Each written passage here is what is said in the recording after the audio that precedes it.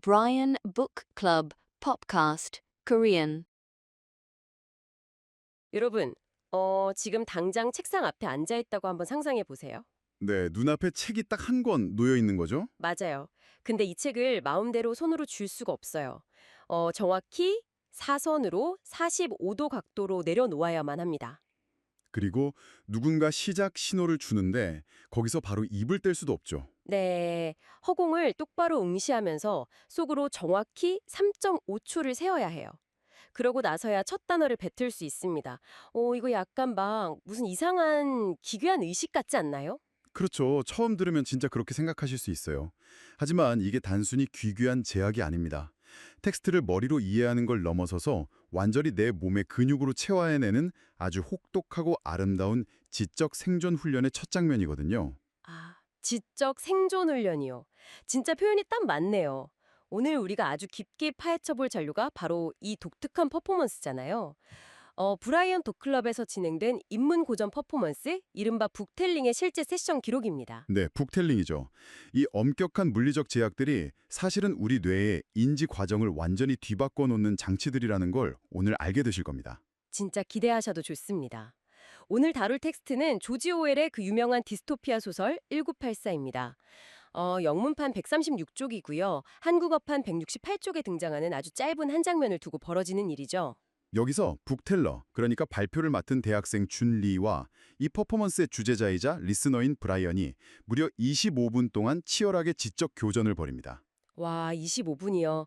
저는 이 과정을 지켜보면서 책을 읽는다는 행위가 이렇게까지 입체적일 수 있구나 하고 진짜 감탄했어요. 저는 역시 자료를 분석하면서 그 밀도에 엄청 놀랐습니다. 이 북텔링 퍼포먼스는 거대한 건축물을 지어 올리는 과정하고 아주 흡사해요. 크게 두 개의 구조로 나뉘어 있거든요. 두 개의 구조요? 네, 완벽한 무대를 위한 설계도 역할을 하는 리허설, 그리고 그 설계도를 바탕으로 텍스트를 육성으로 폭발시키는 메인 북텔링, 이렇게 두 부분입니다. 아, 리허설과 메인 무대. 그럼 그 설계도를 그리는 첫 번째 단계인 리허설부터 좀 파헤쳐 볼까요? 리허설은 다시 세 개의 조각으로 쪼개지더라고요. 육하원칙 브리핑, 육하원칙 디스커션, 그리고 섹션 프리뷰 이렇게요. 맞습니다. 아주 체계적이죠. 저는 여기서 첫 번째 단계인 육하원칙 브리핑부터 약간 뇌를 한 대 맞은 기분이었어요. 북텔러인 준리가 소설 속에 단 한 문장을 가져와서 브리핑을 하거든요. It was the girl. 그러니까 그 여자였다. 이 문장이요. 네, 아주 결정적인 문장이죠. 근데 이걸 공간적 배경으로 설정하겠다고 하는 거예요. 아니 그 여자면 당연히 사람인데 메인 캐릭터가 아니라 왜 공간이라고 설정했을까요? 그게 바로 표면적인 활자 읽기랑 인문학적 해체의 차이점입니다. 준리가 이 인물을 공간으로 치환한 이유를 방어하는 논리가 진짜 흥미롭거든요. 이 문장을 읽는 순간 두 가지 감정이 교차했다고 말해요. 어떤 감정이죠? 온기가 느껴진다. 그리고 다행이다. 이렇게요. 1984라는 소설이 구축하고 있는 세계관을 생각해보면 이 감정의 기원을 바로 추적할 수 있죠. 아, 텔레스크린이 24시간 감시하고 이웃이 이웃을 고발하고 사상경찰이 언제 문을 팍 박차고 들어올지 모르는 그 숨막히는 공포의 세계잖아요. 그렇죠. 감시와 억압의 디스토피아죠. 그런 삭막한 곳에서 그 여자를 마주한 순간 주인공 윈스턴이 느꼈을 안도감. 와, 이거는 마치 사방에서 폭탄이 막 쏟아지는 전쟁터 한가운데서 유일하게 폭결을 닿지 않는 방공호를 발견한 거랑 똑같네요. 맞습니다. 정확해요. 사람이 곧 가장 완벽한 피난처이자 가장 안전한 공간이 되어버린 거잖아요. 그 방공호라는 비유가 이 상황의 본질을 완벽히 꿰뚫고 있습니다. 근데 여기서 그치지 않아요. 두 번째 조막인 육하원칙 디스커션 단계로 넘어가면 이 통찰이 주제자인 브라이언과의 대화를 통해서 한 단계 더 진화하게 됩니다. 아, 리스너이자 주제자인 브라이언이 개입을 하는 거군요. 네, 원래 줄리는 이 문장을 시간적 배경이랑 공간적 배경으로 다소 복잡하게 쪼개놓은 상태였거든요. 이때 브라이언이 질문을 던지면서 시야를 확 넓혀줍니다. 맞아요, 맞아요. 지켜보는 시발점의 동작이 무엇인지, 지켜보는 대상은 누구인지, 그리고 이 모든 긴장감을 넘치는 상황을 품고 있는 가장 큰 그릇이 결국 그 여자라는 사실을 날카롭게 짚어주죠. 결과적으로 줄리는 자신이 처음 느꼈던 사람이 곧 공간이 되는 그 본질적인 안도감의 정서는 그대로 유지를 해요. 대신 구조적으로는 이것을 메인 캐릭터의 영역으로 통합하면서 해석을 훨씬 더 단단하게 다듬어냅니다. 와, 이게 진짜 대화의 힘인 것 같아요. 내 안에 막 파편화되어 있던 생각들이 타인의 예리한 질문을 딱 만나서 하나의 완성된 구조물로 조립되는 거잖아요. 혼자만의 독서가 아니라 대화를 통해 해석이 정교해지는 거죠. 맞습니다. 이게 인문학적 토론의 정수죠. 이렇게 치열한 토론으로 설계도를 완성하고 나면 드디어 이 퍼포먼스의 하이라이트인 메인 북텔링 부대가 열립니다. 메인 북텔링. 이름만 들어도 긴장되네요. 네, 메인 북텔링은 총 6개의 조각으로 엄청 촘촘하게 짜여 있습니다. 한국어 연상 독백, 영어 연상 독백, 육하원칙에 의한 영어 스토리텔링, 영어 질문과 대답, 존귀한 질문, 그리고 최고의 영어 단어. 이름만 쭉 들어도 벌써 뇌에 쥐가 날 것 같은 강도 높은 과정이네요. 근데 전문가님, 저는 여기서 제일 궁금한 게 아까 오프닝 때 언급했던 그 이상한 물리적 제약들이에요. 연상 독백 단계의 규칙들 말씀이시군요. 네, 한국어 연상독백이랑 영어 연상독백 조각에서 등장하는 규칙들. 책을 손에 쥐지 말고 45도 사선으로 두어라. 단어는 엿보듯이 스캔해라. 정면을 바라보고 무조건 3.5초를 세고 입을 열어라. 네, 아주 구체적이죠. 게다가 시선의 배분을 앞을 보고 읽는 시간에 9, 글자를 스캔하는 시간에 1을 써라. 고개 휙휙 돌리지 말고 자연스럽게 대화하듯이 천천히 돌려라. 아니, 독서란 원래 감정의 자연스러운 흐름을 타는 거 아닌가요? 그렇게 생각하시는 게 당연합니다. 굳이 이렇게까지 9대1 막 45도 막 이러면서 기계적으로 계산을 하면 오히려 텍스트에 감정이입하는 걸 방해하지 않을까요? 솔직히 너무 인위적이란 생각이 좀 들거든요. 아주 예리한 반론입니다. 청취자 여러분 중에서도 지금 똑같은 의문을 품으신 분들이 엄청 많으실 거예요. 표면적으로는 이 규칙들이 감정을 통제하는 꽉 끼는 코르셋처럼 보이니까요. 네, 맞아요. 딱 코르셋 느낌이에요. 하지만 인지심리학적 관점에서 접근해보면 이 제약들은 감정을 억압하는 게 절대 아닙니다. 오히려 텍스트를 책이라는 종이 물질로부터 완전히 해방시키는 트리거 역할을 하는 거예요. 텍스트를 종이로부터 해방시킨다고요? 그게 구체적으로 어떤 원리인지 설명 좀 해주시겠어요? 비유를 하나 들어보죠. 우리가 피아니스트가 무대에서 연주할 때 악보를 어떻게 보는지 한번 떠올려 보십시오. 악보의 코를 팍 박고 음표 하나하나를 처음부터 끝까지 읽어내려가지 않잖아요? 그렇죠. 보통 그냥 가끔 힐끗힐끗 보죠. 맞습니다. 악보는 단지 1의 시간 동안 힐끗 스캔할 뿐이고 나머지 9의 시간 동안은 건반과 청중을 향해서 자신이 이미 내면화하는 음악을 뿜어내며 표현합니다. 대박. 무슨 말인지 확 와닿네요. 북텔링이 9대1 시선 배분 규칙도 완벽하게 동일한 원리입니다. 책을 정면이 아니라 사선 45도에 둔다는 건 텍스트를 내 시야의 중심에서 밀어내서 단지 참고 자료로 격화시키는 행위거든요. 책이 주인이 아니라 내가 주인이 되는 거군요. 그렇습니다. 만약 시선의 100%를 글자를 읽는 데만 쓴다면 우리의 뇌는 단순히 활자를 음성으로 변환하는 수동적인 낭독 기계로 전락하고 맙니다. 진짜 그러네요. 그냥 읽기만 바쁘니까요. 하지만 글자를 스캔하는 시간을 1로 꽉 강제해버리면 우리의 뇌는 살아남기 위해서 어쩔 수 없이 나머지 9의 시간 동안 허공의 그 장면을 직접 렌더링하고 상상해서 입 밖으로 내뱉을 수밖에 없게 됩니다. 와, 그러니까 활자를 눈으로 급하게 쫓아가는 그런 수동적인 독서가 아니라 단 1초 동안 찍어낸 텍스트의 잔상을 머릿속에 딱 띄워놓고 연극 배우처럼 능동적으로 연상하면서 내뱉는 독백이 되는 거군요. 그래서 이름이 연상독백이네요. 정확합니다. 글자를 단순히 읽는 게 아니라 연극 배우의 독백처럼 아주 차분히 내뱉어야 하는 거죠. 자료에 보면 이 연상독백 단계에서 준 리가 뱉어내는 텍스트가 나와요. He looked up. It was the girl. 윈스턴은 고개를 들었다. 그 여자였다. 그리고 이어지는 문장 His first feeling was relief. 그의 첫 감정은 안도감이었다. 네, 그 깊고 강렬한 문장들이죠. 이 짧은 문장들을 3.5초의 묵직한 정적 끝에 청중을 똑바로 응시하면서 내뱉는 걸 상상해 보니까 진짜 막 소름이 돋습니다. 단순히 소리를 내는 게 아니라 주인공 윈스턴의 그 심장 박동을 청중한테 직접 전이시키는 작업이잖아요. 맞아요. 텍스트가 지면을 뚫고 나와서 북텔러의 신체를 통해 살아 숨쉬게 되는 겁니다. 이렇게 한국어 연상 독백이 끝나면 곧바로 지문만 영어로 바꿔서 동일한 과정을 수행하는 영어 연상 독백이 이어집니다. 와, 한국어로도 벅찬데 바로 영어로 훅 들어가는 거네요. 그리고 여기서 끝이 아니죠.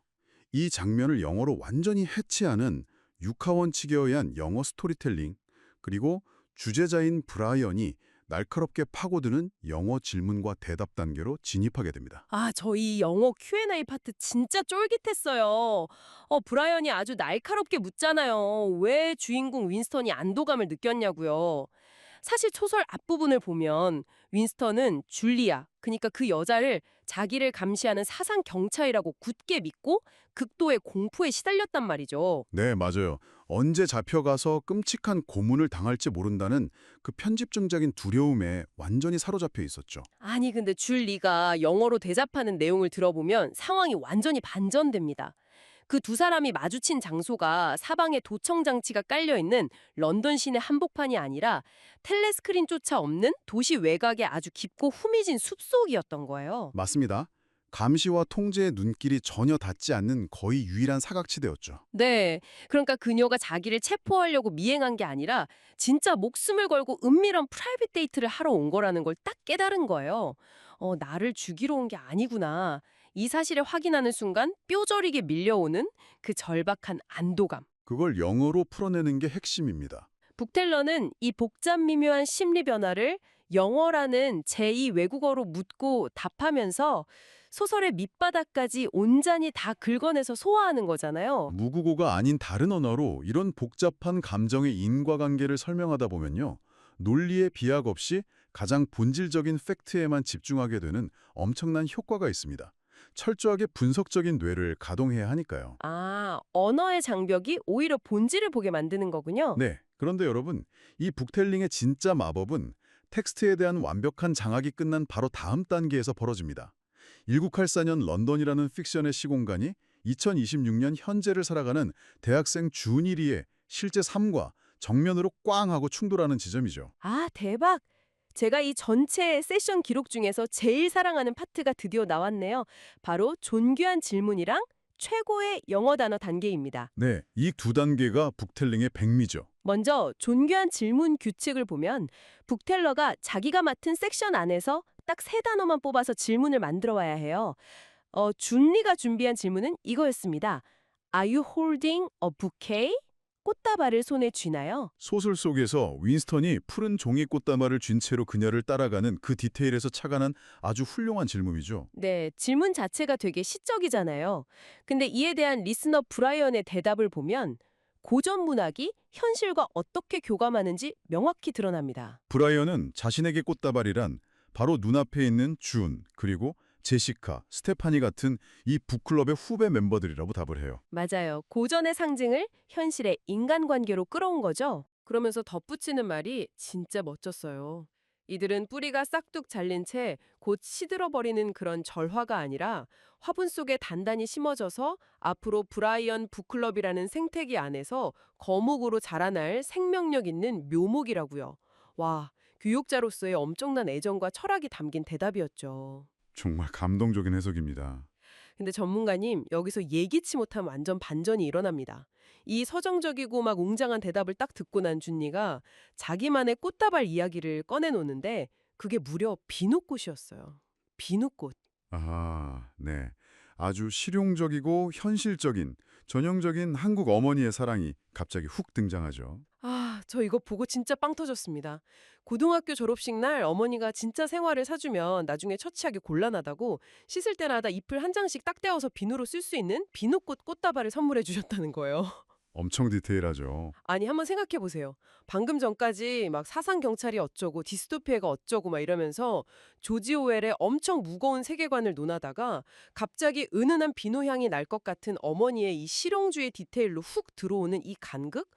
이게 너무 매력적인 거예요. 그 간극이 바로 우리가 고전을 읽는 진짜 이유입니다.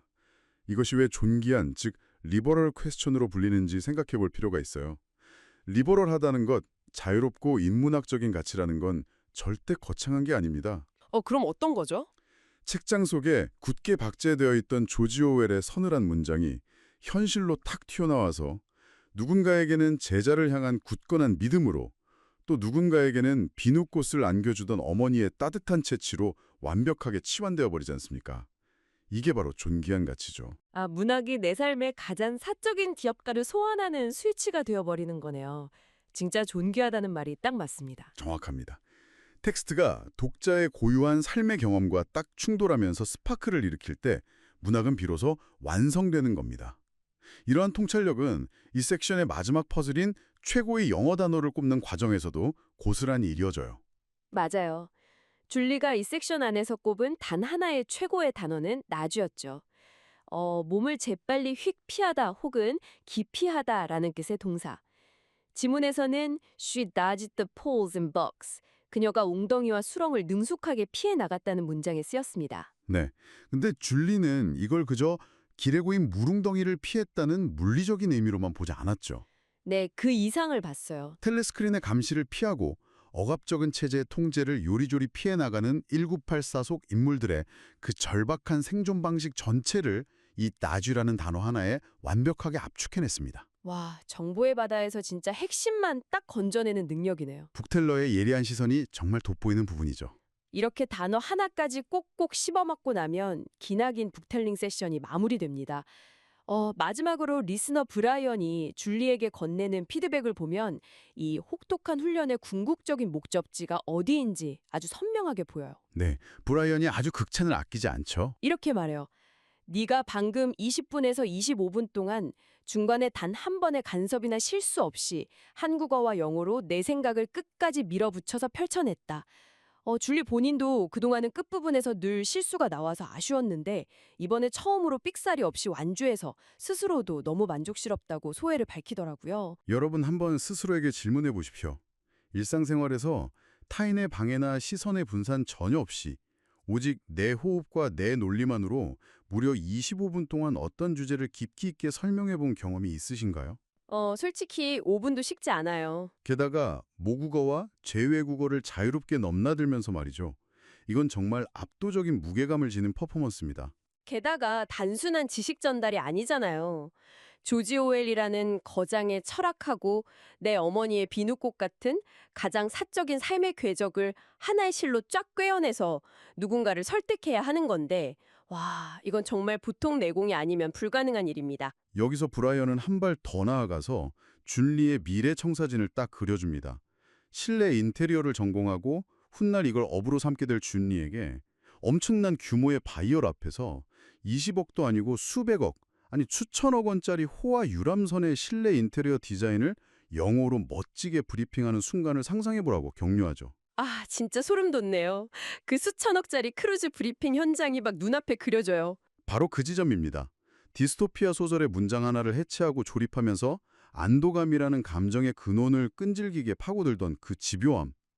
다지라는 한 단어에서 생존의 본질을 딱 추출해내는 통찰력. 네, 진짜 대단하죠. 이 모든 것을 25분 동안 흔들림 없이 영어로 뱉어낸 이 훈련 경험은 훗날 거대한 크루즈선의 공간을 디자인하고 그 공간의 철학을 전 세계의 클라이언트에게 설득해내는 아주 강력하고 무서운 무기가 될 것입니다. 와, 고전 문학 속 문장을 해체하고 분석하는 훈련이 훗날 수천억짜리 비즈니스 브리핑의 단단한 뼈대가 된다니. 이게 바로 인문학적 나비 효과네요. 너무 멋집니다. 그래서 저는 이 북텔링 퍼포먼스를 단순한 독후감 발표나 독서법이라고 부르지 않습니다. 정보가 막 표구처럼 쏟아지는 이 시대에 텍스트의 본질을 완벽히 장악하고 타인의 복잡한 감정에 주파수를 맞추고 그걸 다시 나의 언어로 세상에 내뿜어서 사람의 마음을 흔들고 설득하는 종합적인 지적 생존 훈련이라고 확실히 정의하고 싶습니다. 종합적인 지적 생존 훈련. 눈으로만 그냥 빠르게 글자를 스크롤하고 유튜브 알고리즘이 막 떠먹여주는 요약본에 너무 길들여진 지금 우리 시대에 텍스트와 대화하고 내 몸 밖으로 밀어내는 이 험난한 고통의 과정이 왜 그토록 위대하고 또 반드시 필요한지 뼈저리게 깨닫게 됩니다. 동감합니다. 문학이 개인의 삶 속으로 아주 깊숙이 침투해 들어가는 경이로운 과정을 우리가 함께 목격한 셈이죠. 맞아요. 이번 시간 우리는 브라이언 북클럽의 북텔링을 통해서 조지 오웰의 1984 속 짧은 한 장면이 대학생 줄리의 치열한 해석과 통제된 퍼포먼스를 거쳐서 어떻게 하나의 생동감 넘치는 지적 공연으로 재탄생했는지 함께 지켜봤습니다. 정말 밀도 높은 지적 유의의 시간이었습니다. 자, 오늘 이 깊고 긴 대화를 마무리하면서 청취자 여러분의 일상에 작은 파문을 일으킬 도발적인 질문을 하나 던지고 싶습니다. 네, 어떤 질문이죠? 소설 속 주인공 윈스턴은 일거수일투족을 억압받고 감시당하는 지옥 같은 세상 속에서 이 was the girl, 그러니까 그 여자를 발견하고 생애 처음으로 가장 안전한 공간에 들어선 듯한 짙은 안도감, 즉 릴리프를 느꼈습니다. 네, 그 절박했던 감정 말이죠. 그렇다면 1984년의 런던과는 비교도 안 될 만큼 자유롭되고 굳게 믿고 있는 2026년 현대를 살아가는 당신은 어떠신가요? 사상경찰은 없지만 우리는 하루 종일 쏟아지는 엄청난 양의 정보와 끊임없이 연결을 강요하는 소셜미디어의 알림이라는 또 다른 형태의 촘촘한 감시망 속에 살고 있습니다. 그렇죠. 정보의 홍수라는 통제 속에 있죠. 이 거대한 정보의 늪에서 수많은 사람을 만나는 당신은 오늘 하루 진정한 안도감을 단 한 번이라도 느껴본 적이 있으십니까? 어쩌면 우리 모두는 이 숨가쁜 일상 속에서 나를 완전히 무장해제시키고 마음을 턱 내려놓을 수 있는 나만의 공간 같은 사람, 완벽한 은신처를 애타게 찾고 있는지도 모릅니다. 정말 깊은 여운을 남기는 질문이네요. 네, 오늘 밤 당신의 삶에서 윈스턴의 그 여자와 같은 존재는 과연 누구인지 혹은 어떤 공간인지 가만히 스승어에게 질문해 보시기 바랍니다.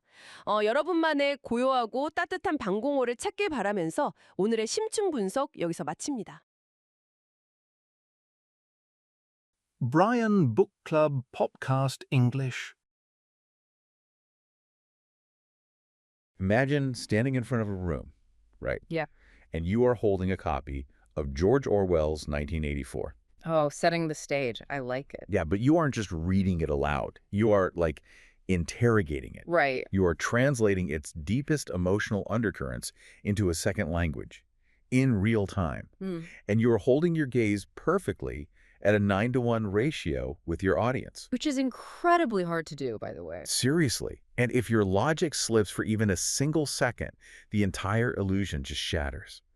So today, we are looking at a method that takes the quiet, solitary act of reading a book and turns it into, well, an extreme intellectual sport. It really is a sport. I mean, it completely shatters our conventional definition of what it actually means to experience literature. Yeah. It elevates reading from just passive consumption to this intense, active embodiment of the text. So for you, the learner listening to this right now, get ready. This deep dive is going to completely challenge how you process information. Because we got our hands on this fascinating transcript from the Brian Book Club.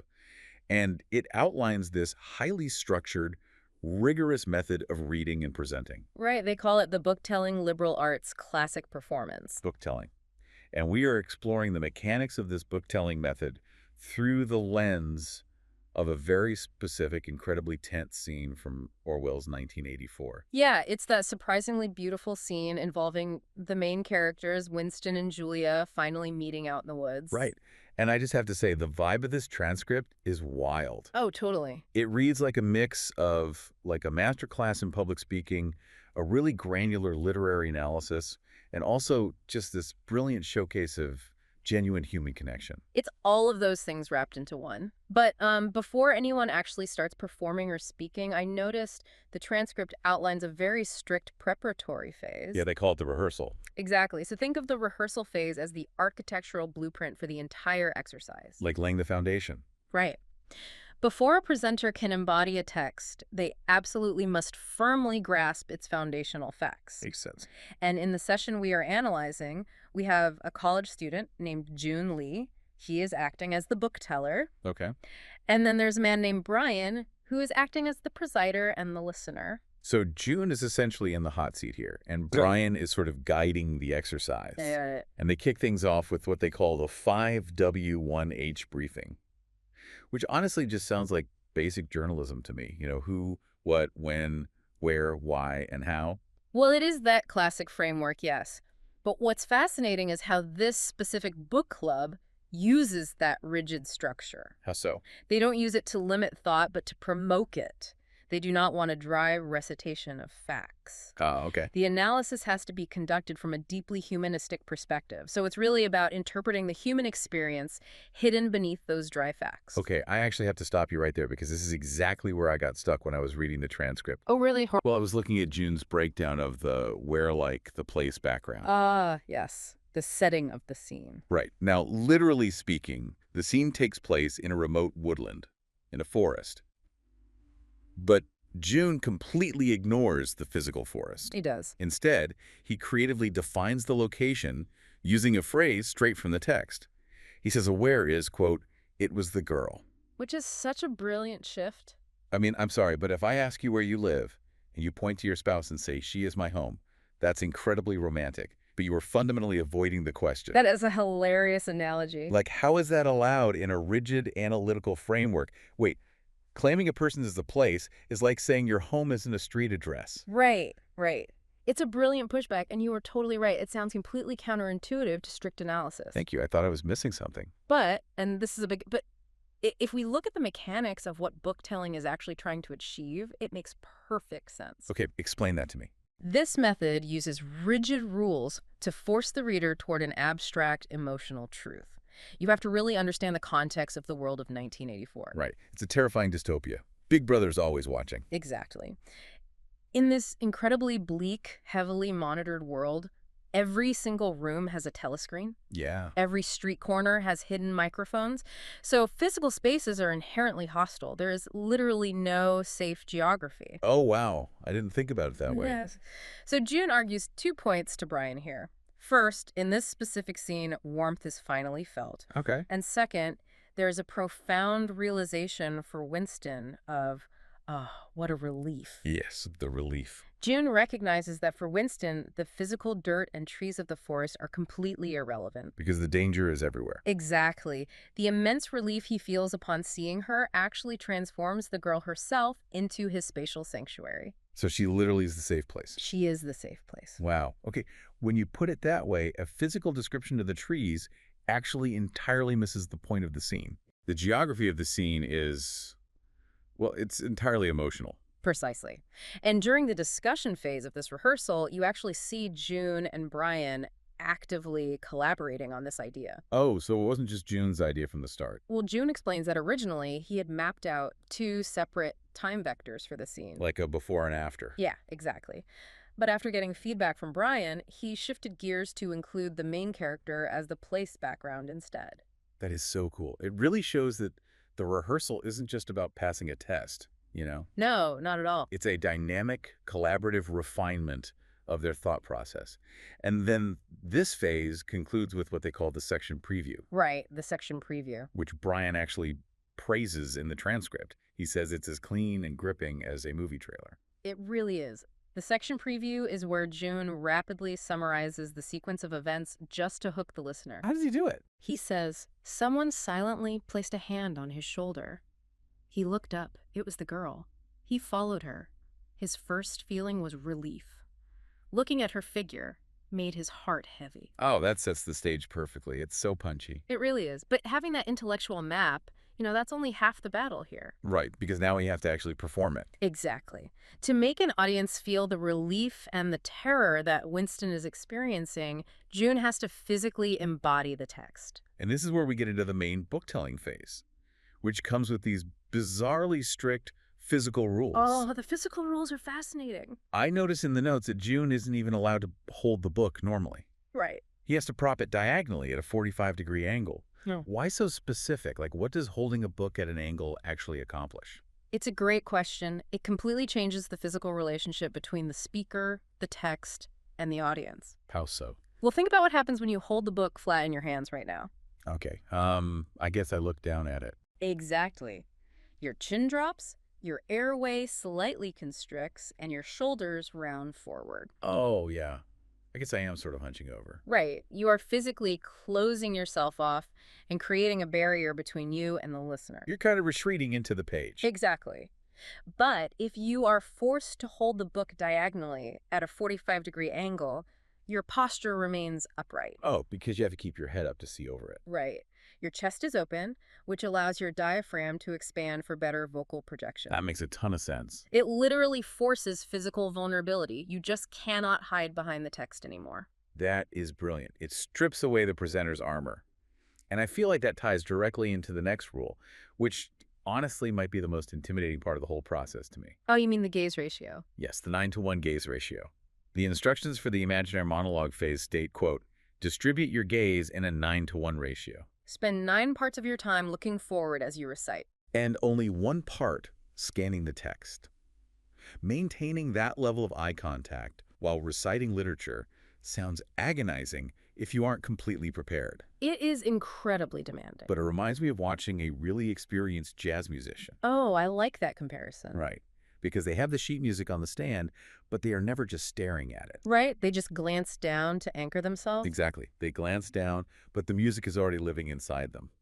The 9-to-1 rule keeps the performer completely tethered to the listener in the room, not the paper in their hand. That's a perfect analogy. The book-telling instructions explicitly state, instead of snapping your head quickly, turn it slowly and naturally. As if you're having a conversation with the book. Yes. The act isn't merely reading aloud. It has to be a calm, reflective utterance. Right. It must feel like an actor performing a monologue based on free association from the text. Well, let's actually look at the specific excerpt June is performing, because it really demands that level of intense connection. Yeah, let's hear it. He starts perfectly on cue. He says, he looked up. It was the girl.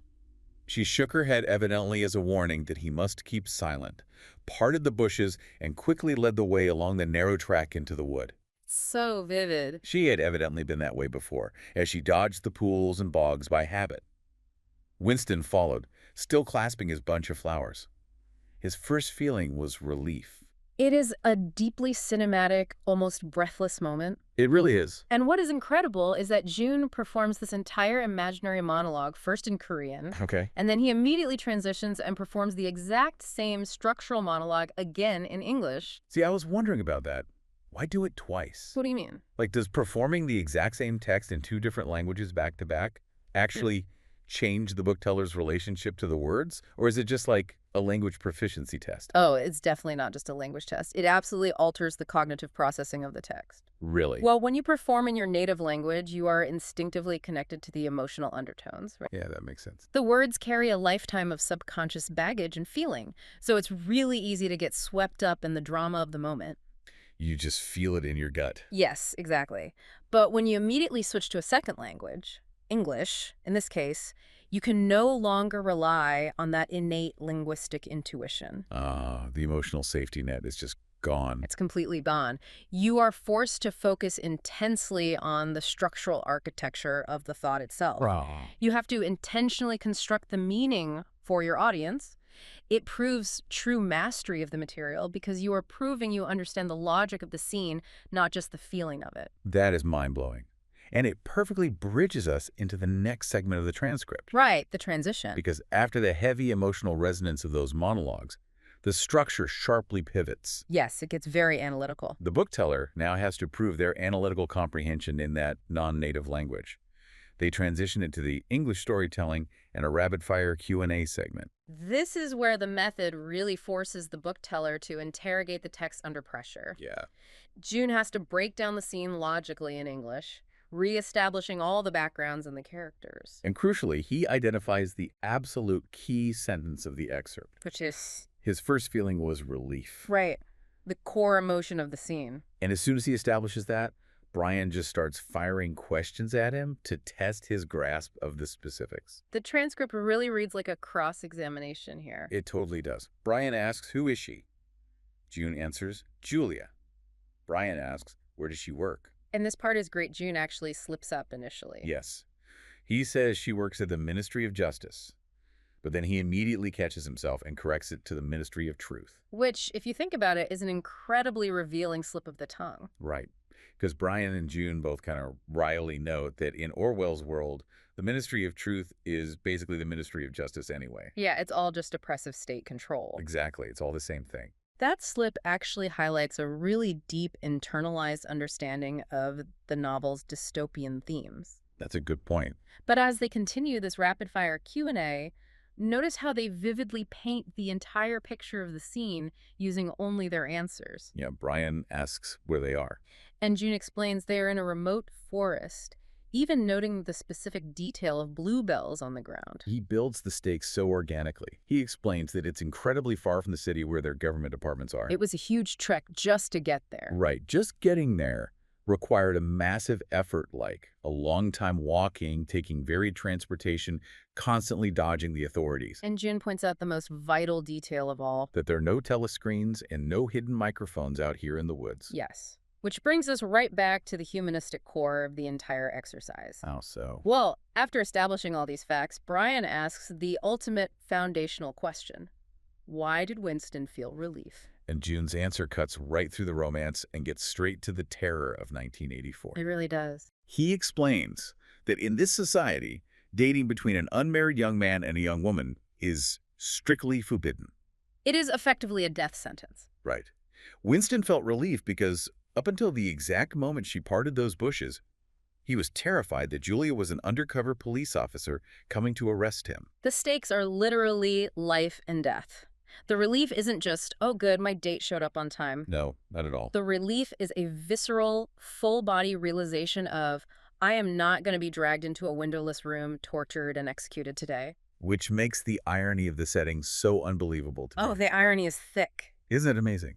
The woman literally works at the Ministry of Truth, a massive, monolithic government building which is actually entirely dedicated to manufacturing lies and rewriting history. Yep.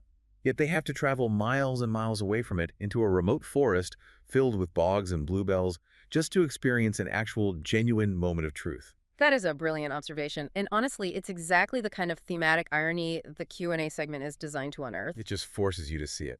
By forcing the book teller to articulate these deep themes conversationally, out loud, and in a second language, the Brian Book Club method ensures that the knowledge isn't just memorized for a test. Right, it's not just rote memorization. Exactly. It is deeply understood, synthesized, and ready to be communicated. So the rigorous analysis of Orwell's world is complete. The physical setting is mapped out. The psychological terror is understood. But how does it end? Exactly, because the final segments of the main book telling seem designed to completely shift gears. They do. They exist to bridge the gap between George Orwell's bleak, fictional universe and the modern, everyday lives of June and Brian sitting in that room. Yes, this is where we see a segment called the liberal question. And I should probably clarify that term. They don't mean liberal in the political sense. Right. They mean it in the classical liberal arts sense. The goal is to liberate the mind. To free the text from the confines of the page. Exactly. To connect it to human philosophy and personal experience. And the rules for this segment are beautifully restrictive. They are so strict. Right. The book teller must generate a profound philosophical question to ask the listener, but they are only allowed to use 3 words derived directly from the text they just read. It's basically a literary haiku. It forces ultimate distillation. You have to find the phrase that holds the absolute most metaphorical weight. So what does June choose? June chooses the words, clasping his bunch of flowers. Oh, that's beautiful. And his question to Brian is simply, are you clasping a bunch of flowers in your hand? It's such a striking image to isolate. It really is. I mean, in the middle of this terrifying, oppressive, gray world where Winston thinks he might be executed at any second, he is standing there holding a bunch of flowers. It's so out of place. It represents fragile beauty, desperate hope, maybe even a tiny remnant of the old world before the totalitarian regime took over. And the answers that both Brian and June give to this prompt couldn't be more different. Yet they're both incredibly touching. Tell me about Brian's answer. Well, Brian, as the provider, takes a very philosophical, macro-level mentoring approach. Okay. He answers the question by comparing his quote-unquote flowers to the individual members of the book club. Oh, I see. But he makes a critical distinction. He says he views the club members not as cut flowers that are just going to look pretty for a few days and then wither and die. Right. A cut flower is a tragic beauty. It's already dead, essentially. Exactly. Brian views his students as living trees that are blooming with flowers. Wow. He sees himself as tending to a nursery, wanting these individual saplings to grow into a massive, interconnected ecosystem, a giant tree of the Brian Book Club ecosystem. That is a beautiful, sprawling metaphor for long-term education and mentorship. He's literally clasping the future of his students. I love that. But then June gives his answer to his own question. And it's different. And is this remarkably intimate, charmingly practical memory. He recalls his high school graduation. Okay. He notes that he hadn't received many flowers in his life, but on that specific day, his mother gave him a bouquet. Oh. But it wasn't a bouquet of real organic flowers. It was a bouquet of soap flowers. Oh. Like artificial flowers where the petals are actually crafted out of usable soap. Yes, exactly. And June explains that instead of just putting them in a vase on a shelf to watch them slowly collect dust or eventually finding them to be a nuisance to throw away, He practically used them. they practically use them. He remembers plucking them petal by petal, day after day, running them under the water and using the lather to wash his hands. Oh, that is a brilliant juxtaposition of imagery. Isn't it? You have Winston in 1984 holding actual fragile flowers in a world violently stripped of beauty. Yeah. You have Brian holding metaphorical flowers, representing the expansive intellectual growth of his students. And you have June holding soap flowers, representing the practical, enduring, everyday love of a mother. You have Brian sounding like a grand philosopher tending a generational garden, and June sharing this beautifully mundane, highly practical memory about hand soap. It perfectly proves the entire point of the liberal arts, doesn't it? It really does. A single, simple phrase from an 80-year-old dystopian book can unlock both high-level philosophical metaphors and warm, everyday human memories. It bridges the gap between the monumental and the mundane. That is the very essence of a humanistic perspective. It connects the classic text directly to the lived experience of the reader. Absolutely. And before they officially wrap up the session, there is one final brief segment. Oh, right. Best English vocabulary. Yeah. The book teller is required to select one single word from the text that they deem the most impactful or resonant. Out of the whole passage, June selects the word dodge. Dodge. That's an interesting choice. He references the line where Julia dodged the pools and bogs by habit as she led Winston through the forest. Oh, okay. June explains the mechanical definition, meaning to move quickly to avoid something or to evade using trickery. But you can really feel the metaphorical weight of that choice. Oh, absolutely. It perfectly encapsulates how Winston and Julia have to navigate their entire existence. Yeah, they aren't just dodging the literal swamps of the forest. They are navigating the psychological swamps of their totalitarian society. Exactly. They are constantly, habitually dodging the surveillance state just to survive. It's a precise, highly effective choice to end the analytical portion of the deep dive. It leaves the listener with a verb that perfectly summarizes the tension of the novel. So, taking a massive step back and looking at this whole transcript from start to finish, It's quite a journey. the book-telling method takes a participant on an unbelievable ride. They start with the raw data, the 5W1H briefing. Right. They move into extreme physical and emotional embodiment with the 45-degree angle and the 9-to-1 gaze ratio. Which sounds exhausting. Seriously. Then they test their analytical mettle and cognitive resilience in a second language during the Q&A. And finally, they arrive at a deeply personal, humanistic connection with the liberal question. And this intense 20 to 25-minute bilingual exercise is not just some parlor trick for literature nerds. No, the stakes are actually incredibly high for the participants. Yeah, in the transcript, this is where Brian provides his final feedback to June. And he connects this grueling literary exercise directly to the harsh realities of the professional world. Brian mentions that June had been in a bit of a slump recently. Right. But by executing this performance so flawlessly, from start to finish without his logic or his presentation breaking, June proves something vital about his own capabilities. Brian points out that June is currently studying for a career in interior design. Right. And the mentorship here is profound. Brian tells him, because you can master this level of complex, structured communication. Right. Maintaining a 9-to-1 gaze while feeling vulnerable. Exactly. Answering rapid-fire questions under pressure and thinking on your feet in English. Yeah. Because you can do all that, you inherently have the skills to succeed at the absolute highest levels of your future field. Brian specifically says that someday June will be able to confidently pitch massive 20 billion won projects. Wow, 20 billion won. He paints the picture of June designing the interior of a luxury cruise ship, standing in a boardroom, and pitching his vision to major international buyers in English. Brian's point is brilliant. Right. If you can confidently guide an audience through the psychological swamps of George Orwell's 1984, maintaining perfect posture and eye contact while speaking a second language. Pitching a cruise ship interior is going to be a breeze. Exactly.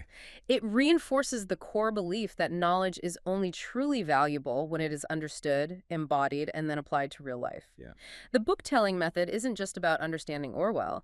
It's about building mental resilience and communicative dominance in the presenter. Which brings us right back to you, the learner. our listener. We started this deep dive talking about reading as a solitary act, but this entire transcript challenges how we process the world around us. It really does. So, I want to leave you with a thought experiment that builds on what June went through. Okay, I like thought experiments. Think about the bilingual aspect of his performance. It was designed to strip away his emotional biases and force objective logic. Exactly. So think about a problem you are currently facing in your own life right now. An argument with a friend, a stressful project at work, a personal setback. We usually process these things in our native language. Meaning we process them through our raw emotions, our anxieties, and our personal baggage. Right, we get stuck in our own heads. But what if you forced yourself to translate that problem into a completely different, rigid framework? Like applying the book-telling rules to your own life. Exactly. What if you had to explain your current stressor using only the strict 5W1H structure, but you had to do it in a second language? Oh, wow. That would be hard. Or, if you don't speak a second language, what if you had to explain it out loud, maintaining a 9-to-1 gaze ratio with a mirror? Stripping away all the emotional adjectives and only stating the architectural facts. By forcing your brain to work harder on the structure of the explanation, you might just strip away the panic. You might find that the terrifying, insurmountable problem you are facing is actually just a sequence of manageable facts. Sometimes, to truly understand the plot of our own lives, we have to stop reading the script in our heads, look up, and interrogate the text.